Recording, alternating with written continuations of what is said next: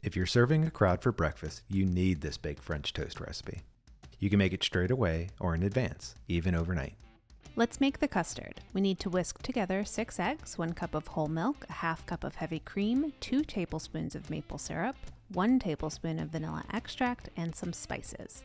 I'm adding 3/4 of a teaspoon of cinnamon, an 1/8 of a teaspoon of cardamom, an 1/8 of a teaspoon of grated nutmeg, and a 1/4 teaspoon of salt. As always, the full recipe is on Inspired Taste. We need a big loaf of day-old bread like brioche or sourdough and slice it into thick triangles. Quickly dip each triangle into the custard before lining them up in a buttered baking dish. Arrange the bread triangles like roof shingles. Do your best to squeeze in as many in there as you can.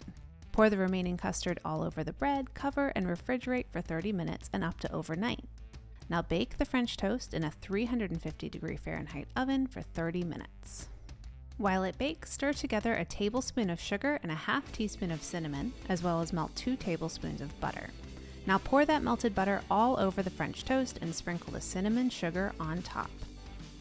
Place it back into the oven and bake until the tips of the bread triangles are golden brown and the bread looks puffed, about 10 more minutes. Cool for 5 minutes, then serve with your favorite toppings. We love fresh berries.